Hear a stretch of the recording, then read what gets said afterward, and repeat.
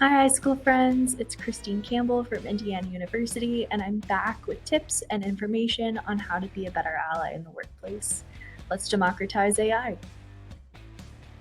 Today, we'll be looking at what and who an ally is, and we'll also be taking a look at some perspectives from our colleagues on what being an ally means to us as individuals and as a community. So, what is allyship?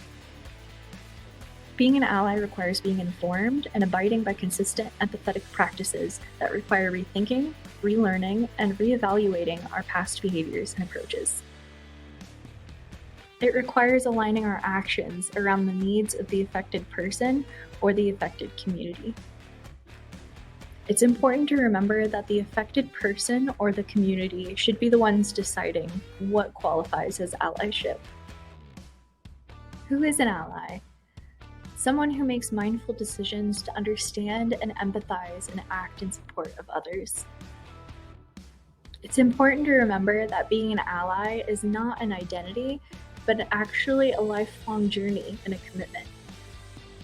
Now let's take a look at what being an ally means to your colleagues, as individuals, and as a community. So allyship is about having mutually advantageous purposes. And sometimes allyship means when there's status differentials, it means extending yourself. It means extending yourself to ensure that there's equity instead of just equality.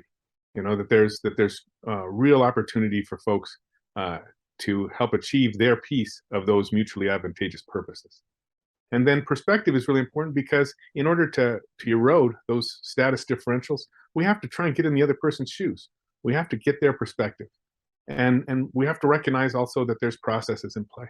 And these processes are not things anyone's in total control over, but the processes that we do have some influence on, the processes that have to do with ourselves and our own ability to seek mutually advantageous purposes and our own ability to try and get in somebody else's shoes. We need to work at that. We need to work at that, and it takes time. All right, Icicle friends, we just learned about what an ally is and what it means to be an ally. And we also learned about some perspectives on what it means to be an ally to our colleagues as individuals and in our community. Stay tuned for the next video, and I'll see you next time.